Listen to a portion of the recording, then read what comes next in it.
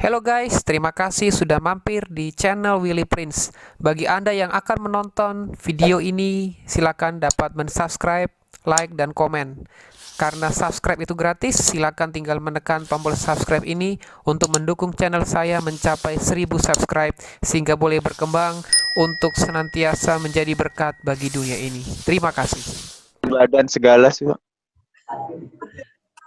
Berapa meter apanya? Berapa meter? Green screen ya maksudnya.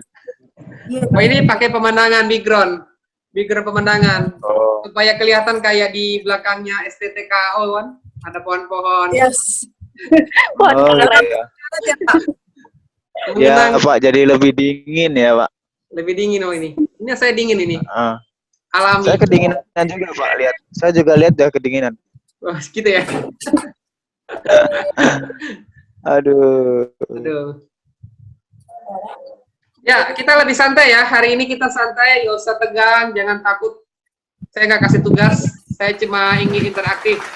Saudara kan udah baca ya, di diktat saya dari aliran-aliran ya, realisme, terus aliran idealisme, lalu materialisme, terus aliran pragmatisme, neopositivisme. Nah, baru kelihatan wajahmu. Oh iya Pak. Ya, Tuh. gimana?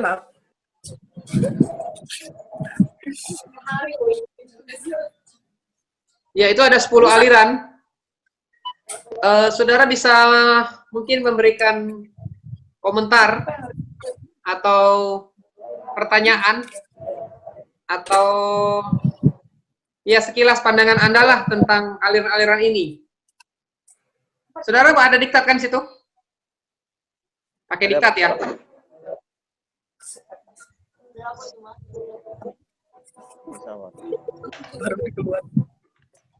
Ada diktat kan, saudara? Ada Pak. Ya, kalau saudara lihat di sini.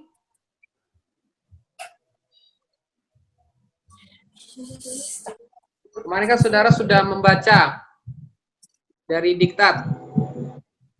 Ada yang mau ditanyakan? Sebelum saya memberikan penjelasan singkat dari semua aliran ini, saya akan memberikan inti-intinya aja.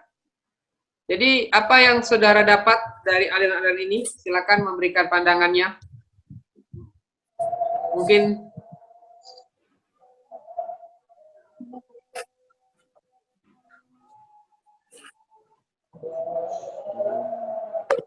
ada? Ada yang bertanya?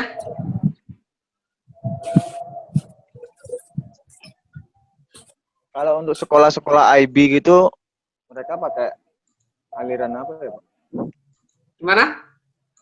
Sekolah-sekolah IT? IB. IB Pak, IB. IB. IB school. IB. Oh, Itu mereka pakai filsafat apa Pak?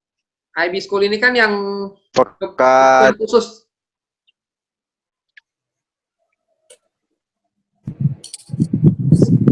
Sekolah berkebutuhan khusus maksudnya? Bukan Pak. Jadi kayak lebih ke gimana ya? School. Lebih sekolah yang lebih modern gitu loh. Oh, sekolah-sekolah berbasis internasional. Jadi mereka lebih, iya kayak gitu-gitu. Skala internasional gitu ya? Ya, kalau mereka sih Iya, lebih kayak menggunakan di Semarang ini ada. IB School ada sekolah itu, sekolah-sekolah secara internasional kan, taraf internasional pakai menggunakan bahasa Mandarin, bahasa Inggris seperti itu kan? Iya, iya Pak. Dan modern. Iya, kalau aliran ini sekolah-sekolah ini biasanya menggunakan aliran idealisme karena mereka sangat idealis, berpikir idealis dan menggunakan paham yang kedua yaitu progresivisme, mengikuti perubahan. Jadi dua ini yang mereka gunakan karena idealisme itu kalau saudara pernah lihat ya, pernah baca kemarin aliran yang menekankan ide, jadi segala sesuatu itu terpaku kepada ide. Ya ini ya, Ya, bahwa sesungguhnya yang real itu bersifat rohani, itu adalah ide. Jadi yang sesuatu yang rohani itu ide. Ketika kita punya ide, ketika kita punya gagasan, ketika kita punya kesadaran, dan itu yang dikatakan dengan real, sesuatu yang real dan bersifat rohani. Jadi pengetahuan sejati itu pengetahuan indrawi, akal budi. Akal budi itu adalah pengetahuan sejati. Jadi tolak ukur benar atau salahnya pengetahuan itu adalah sesuatu yang logis, sesuatu yang koheren dengan keseluruhan pernyataan dalam satu teori. Jadi pengetahuan itu merupakan satu kesatuan. Itu yang ditekankan oleh aliran idealisme. Lalu mereka menggabungkan dengan pragmatisme. Kalau saudara lihat pragmatisme di sini, kemarin saudara sudah membaca ya. Pragmatisme itu gimana? Oh, sebentar ya, saya lihat. Pragmatisme itu mengikuti perubahan ya di sini.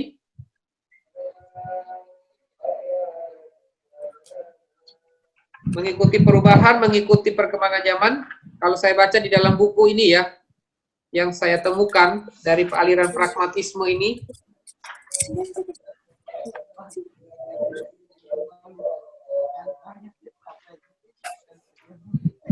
ya bahwa akal manusia itu aktif dan selalu ingin meneliti.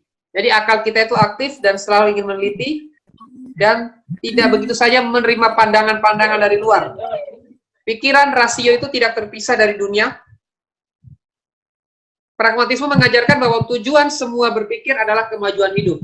Jadi tujuan kita berpikir itu adalah untuk kemajuan hidup. Jadi ajaran-ajaran dari sekolah-sekolah AB itu menggunakan dua ini, pragmatis dan idealisme. Terus dalam pragmatisme juga metode intelijensi merupakan cara ideal untuk memperoleh pengetahuan. Jadi kalau kita berpikir intelijensi, berpikir yang cepat, praktis, itu akan membuat pengetahuan itu lebih mudah. Jadi mereka lebih menyederhanakan sesuatu. Jadi akademis itu bukan berbicara mengenai di bangku sekolah, tapi akademis itu bagi mereka pengetahuan itu bisa diperoleh lewat pengalaman, bisa diperoleh lewat sesuatu hal dengan dunia globalisasi. Bukan sekedar di internal Indonesia, tapi lebih kepada globalisasi.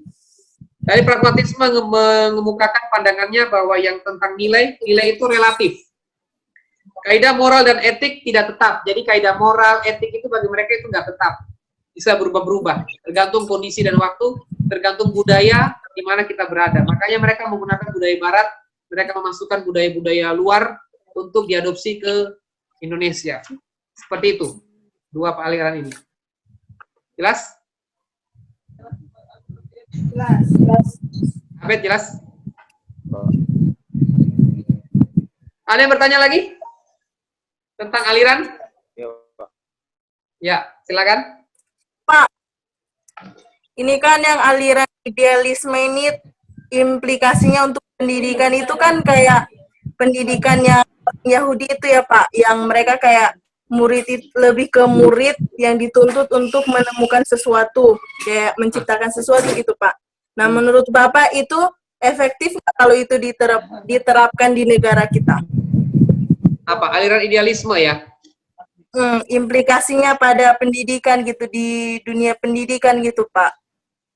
Efektif nggak kira-kira diterapkan di Indonesia? Oke, terima kasih buat pertanyaannya.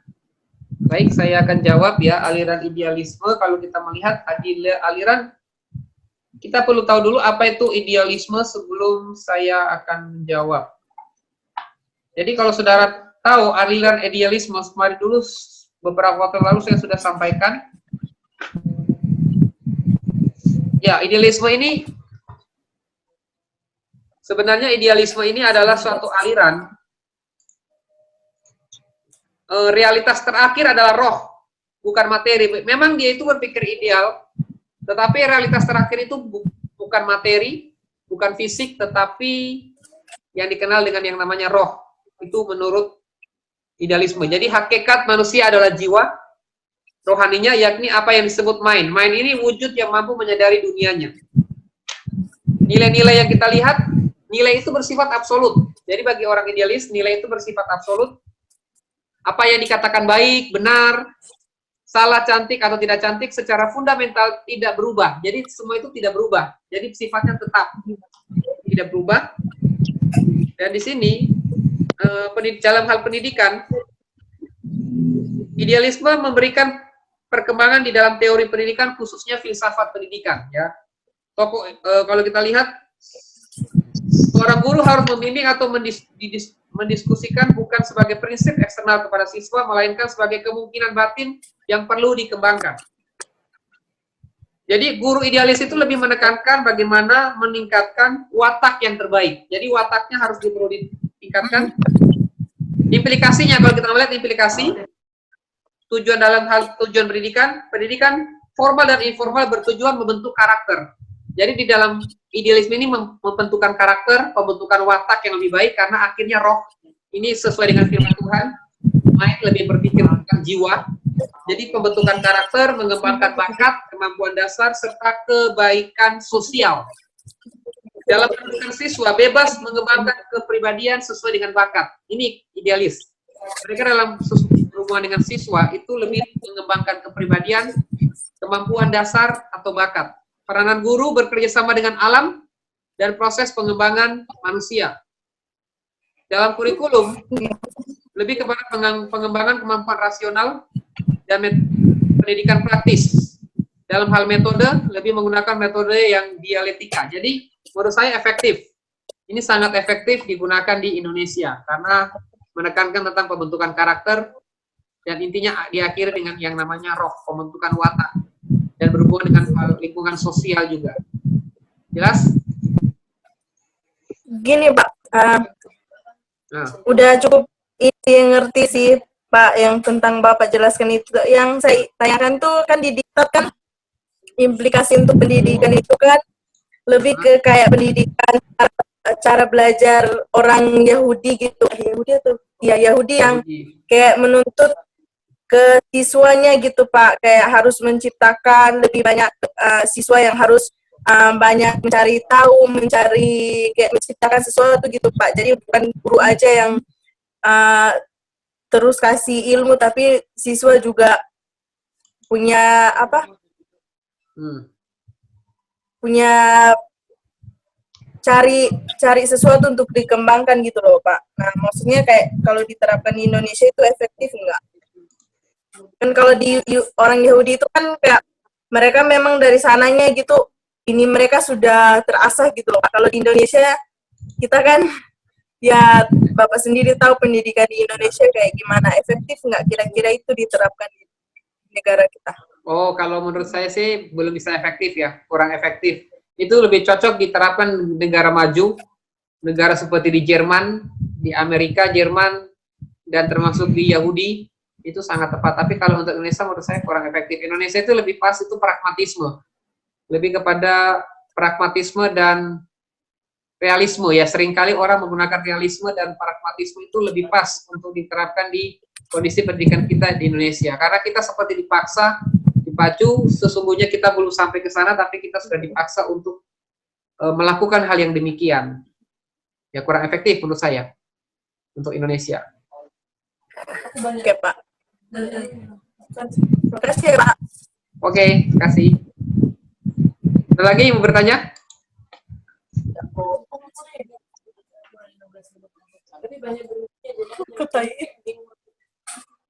Ada yang bertanyakan lagi? Yang lain?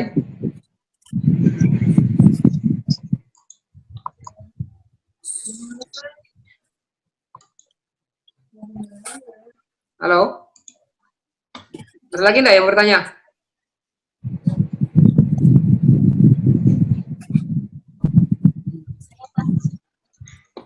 Ada Pak, ada. Siapa? Elsa. Pak, Mana, saya Elsa? mau tanya, cara bikin video kayak gitu gimana ya Pak?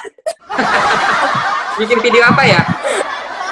Katanya Pak, katanya siapa yang mau bertanya, yang ada background-nya gitu loh Pak, diubah background gitu. Ya udah Pak, saya tanya. Itu pakai green skin, itu Oh, pakai yang green khotbah. skin. Video khotbah. Ya, pakai aplikasi apa Pak? Terus diapain gitu loh? pakai Sony Vegas. Itu pakai Sony Vegas. Sony Vegas Pro 12. Terus nanti masuk, saya lewatnya, Terus? saya pakai YouTube sih, aku lihat di YouTube, terus nanti masuknya di edit background, nanti diklik, nanti masuk di Ace blurnya ditarik. Punya Sony Vegas Pro. Punya Sony Vegas Pro enggak? Nggak punya, Enggak, Pak. Pak, saya pakainya Wondershare Filmora. Wondershare. Iya, Saya belajarnya dari YouTube sih. Di YouTube itu banyak kok tutorialnya. iya. Nanti pakai aja klik. Iya, Pak. Aplikasinya ada, Pak. Bagi, Pak. Nanti Gimana? saya bikin buat ini sih, Pak. Aplikasinya Community. ada, Pak. Bagi, Pak. Apanya? Aplikasinya ada nggak, Pak? Dibagi, Pak. Ada. Buat kita, Pak. Tapi 500 mega, besar 500 mega. Wih. Oh, Ya. 500 MB, Pak. 500 MB ya. Oh, kecil, Pak. Berarti, Pak. Pakai flash Itu, disk. Pembelajaran media pembelajaran atau sama pendidikan. Nggak apa-apa ya, Pak. Kan nanya, kan boleh ya, Pak. Ya, kan Nggak berat, apa-apa. Pak. Nggak apa-apa. Terus saya Kan nggak- ilmu kan Aku gitu tulis ya, dulu, Pak, Pak. ya. ya. Simora nanti itu kamu pakai Simora ya? Simora itu pakai aja di mana? Di YouTube. Ada tutorialnya di YouTube Oh, iya. banyak kok. Ya, Iya, Pak. Pak. Punya Bapak pakainya apa, Pak? Sony Vegas. Sony Vegas Sony 12. Vegas. Sony Vegas 12. Download di Google ada ya, Pak? Download ada. Di Google ada Sony Vegas Pro 12. Ya. Udah buat lagi. Nanti kalau sudah nggak corona saya kasih lah. Saya kan harus pakai flash disk. Kalau saya bisa ke STT tak kasih. Download aja, Iya, Pak. Siap. Ya. Terima kasih ya, Pak. Sama-sama. Udah, Pak. Saya mau nanya itu aja sih, Pak. Saya kepo. Kepo. Wahyu mana? Wahyu Dewanti? Yang belum kelihatan Wahyu Dewanti ya? Nggak tahu dia, Pak. Nggak kelihatan dari tadi. Oh, udah kelihatan. Oh, lagi rekaman khotbah, Pak. Di kampus. Rekaman khotbah, Pak, buat militik. Oh, Saya oh, juga ini mau rekaman, oh, Pak. semua kalian. Iya, Pak. Jam berapa?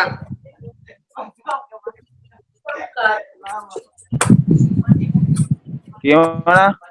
Jam berapa mulainya rekamannya? Ya ini, Pak, jam 1-an saya mau mulai, Pak. Jam setengah 1-an lah. Ini mau siap-siap. Ya, kita nanti 10 menit lagi ya. Kita 10 menit lagi selesai. 12 lewat Ya, Pak. 20 ini. Ada lagi yang bertanya tentang filsafat, aliran filsafat?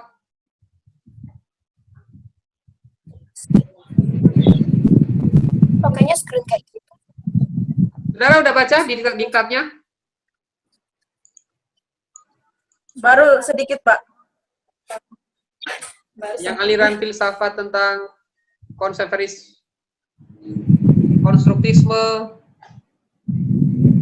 Siapa yang recording? Menurut saudara ya, saya tanya, menurut saudara aliran yang paling baik, paling tepat, yang sangat relevan itu satu aliran yang paling baik menurut Anda itu apa? Alasannya apa? Terus yang paling buruk, paling jelek, dan tidak layak dilakukan di Indonesia itu aliran yang mana? Masing-masing satu. Ada yang memberikan pendapat? Oke, Pak. Mulai dari Abed, Saya, silakan. Pak. Ya. Jadi menurut saya aliran pendidikan itu yang bagus tuh progresif. Jadi di situ menekankan pembaruan, terus dibaharui, terus dimaksimalkan ke depan apa yang kurang dan apa yang buruk itu bisa terkikis gitu, Pak. Dan itu yang dibutuhkan Indonesia sekarang ini gitu, Pak. Itu yang cocok buat kita, progresif semua. Oh, bagus. Ya. Itu, Pak.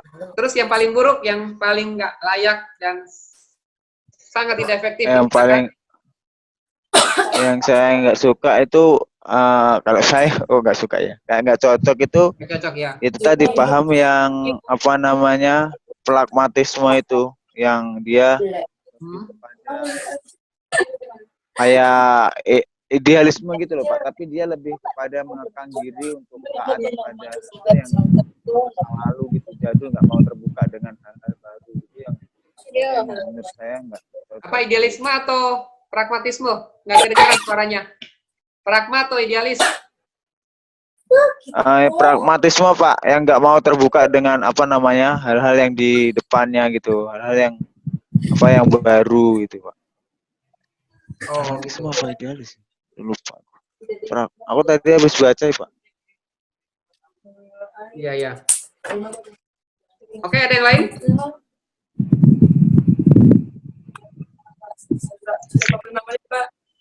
Ya. Rai Cayati. Ya, Pak. Kalau menurut saya sih yang pertama itu yang idealis itu kan menekankan bagaimana seseorang lebih ke pribadi seseorang untuk meningkatkan watak yang baik, terus dengan kemampuan dasar mereka tuh tetap diasah dengan kemampuan dasar yang mereka miliki, terus mereka juga diajarkan untuk memiliki kemampuan sosial, bagaimana mereka berinteraksi dengan dunia luar, bagaimana mereka mengembangkan diri secara pribadi. Terus yang menurut saya yang cocok itu yang pragmatisme. Jadi kayak anak-anak itu kayak yang dialami sekarang di Indonesia itu, anak tuh lebih banyak masukan ilmu, tapi mereka seperti dipaksa, bukan dengan kemampuan mereka yang terus diasah, tapi mereka harus mempelajari hal-hal yang lain yang mungkin nggak mereka butuhkan, tapi harus tetap untuk pendidikan mereka kayak gitu. Berarti yang lebih cocok pragmatisme, kalau yang paling nggak disukai, yang nggak relevan, apa tadi? Idealisme gitu? Yang disukai itu idealisme. Idealisme ya? Tapi kalau yang nggak disukai itu yang pragmatisme. Oh, pragmatisme. Yang nggak relevan, yang kurang pas, yang tidak relevan digunakan di Indonesia ya? Ya. Oke, terima kasih buat Rai. Kamu ini di rumah ya? Kok di rumah sendiri? Iya, di rumah sendiri. Boleh pulang ke rumah? Ya kan udah ada keluarga, Oh, Pak. emang Oh iya, ini Pak. Asrama. Iya emang Mbak Ibu Rohayati ini nggak di asrama. gimana? Saya nggak di asrama, Pak. Oh, memang di rumah memang? Iya. Jadi nggak bisa akses ke kampus juga lockdown ini. Oh, gitu. Iya. Di mana? Rumahnya di mana? Di daerah mana? Di Mijen. Oh, Mijen. Oke. Lanjut. Yang lain? Taralita? Atau siapa? Kalau- Yolanda, Maria Dadi?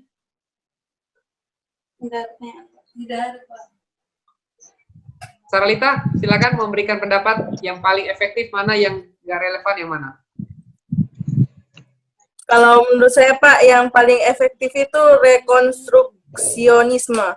Karena kan di situ kan tentang menata kembali Pak. Jadi masyarakat atau peserta didik itu diarahkan untuk mengikuti perubahan ini Pak, perubahan zaman yang terus berubah gitu. Jadi maksudnya kayak sekarang ini kan zaman semakin maju gitu. Jadi pendidikan itu ditata kembali bagaimana bisa mengikuti itu biar pendidikan juga nggak ketinggalan begitu. Berarti yang efektif rekonstruktisme. Kalau yang nggak relevan apa? Kalau yang menurut saya nggak relevan itu dalam implikasinya untuk pendidikan ya Pak. Ya. Itu yang idealisme Pak. Karena menurut saya gini, itu kan tuntutan kepada peserta didik untuk bisa menciptakan sesuatu kan begitu. Jadi kalau menurut saya nggak relevan banget untuk di Indonesia, karena kan kita tahu batas kemampuan orang Indonesia itu terlalu gimana ya Pak. Maksudnya kita masing-masing punya kemampuan yang berbeda-beda. Jadi kalau misalkan itu ditetapkan, akan banyak anak-anak yang kayak tidak, karena mereka berada di bawah gitu loh Pak. Oke. Kemampuan mereka di bawah, jadi tidak mau maju karena merasa kemampuan di bawah, jadi nggak mau bersaing, nggak mau berjuang gitu. Menurut saya. Terima kasih. Terus silakan Desi Limbong atau Elsa Dai berikan pendapat. Arya Pak. Siapa? Gimana? Maria, Pak. Ayo Maria Dadi Maria, atau Elsa Day, saya belum. Kok wajah kalian nggak kelihatan nih? Bisa agak merapat wajahnya, tolong. Belum Maria dandan Dadi kali, Pak. dan Desi Yolanda bisa merapat ke sini? Nggak kelihatan loh wajah kalian.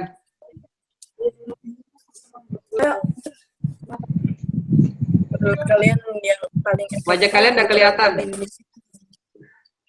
Yang aliran dari aliran ini yang paling efektif. Yang paling efektif menurut Elsa Day, Desi atau Yolanda? Terus yang nggak relevan yang mana? Yang sudah saudara baca di diktat. Silakan.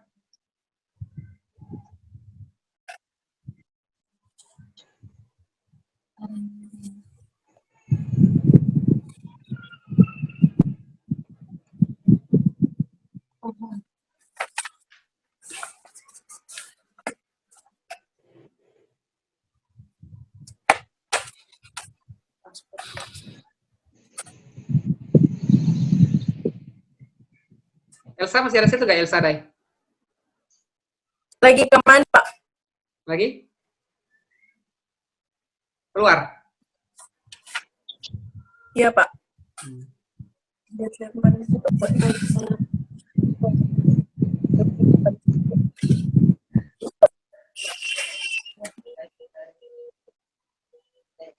Desi mungkin Desi yang di belakang apa itu? Desi Limbong.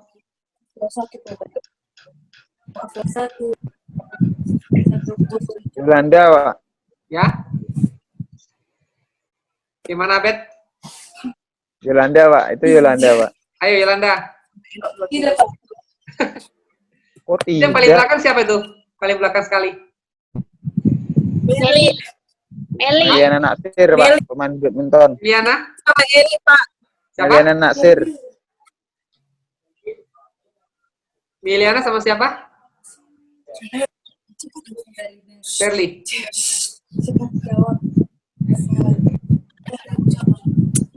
Semua satu-satu. Satu-satu, Pak. Ya. Ya. Ya, Oh. singkat aja. Singkat, nggak usah panjang-panjang, singkat. Silakan.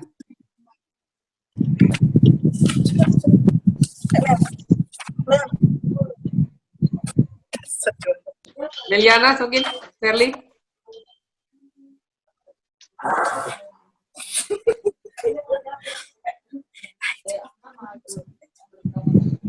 Maria Dadi. Ayo sama Meliana. Pak, baterai saya lagi mati. Oh mati. Ya udah, satu orang lagi dari kalian. 4% Satu orang. lagi, Pak. Ya. Satu orang lagi, satu. Oke, cepet.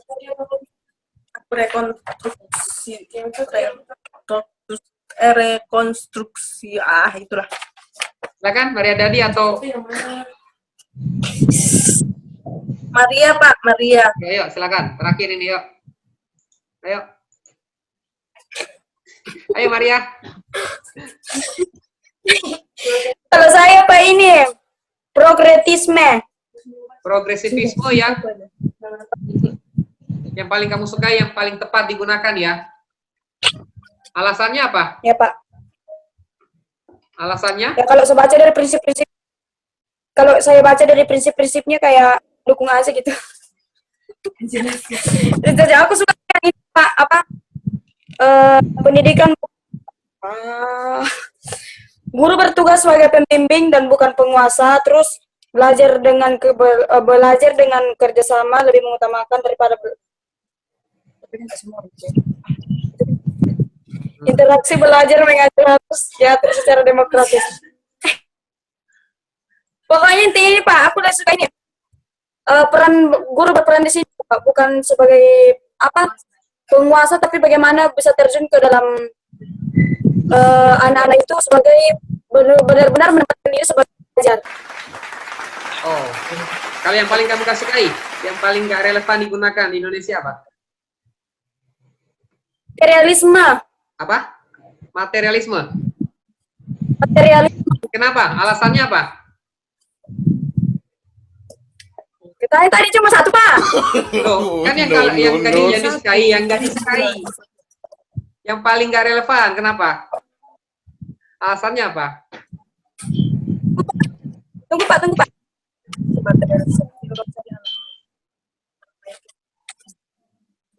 Kalau ini, Pak, kan kita ini toh berperan di dunia apa pendidikan apa PA toh?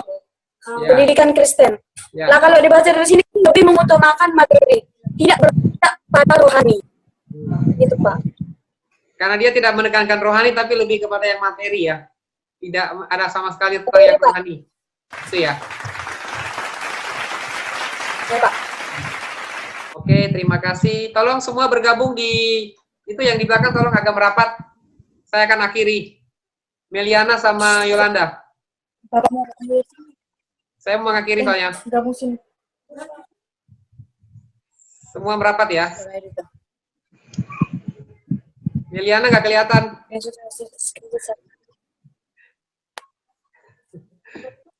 Oke, terima kasih buat waktunya. Terima kasih buat waktunya. Saudara bisa memberikan pandangannya. Selamat siang, selamat berjuang untuk khotbah ya. kasih, Kalian Pak. rekaman khotbah ya. Ya, Pak. Terima kasih, Ya, Pak. tetap semangat, tetap bersuka cita Terima ya. kasih. Terima kasih. Pak, Bapak terus sehat ya, Pak, di sana, Pak. Shalom. Ya, Pak. Ya. Ya, Pak. Halo.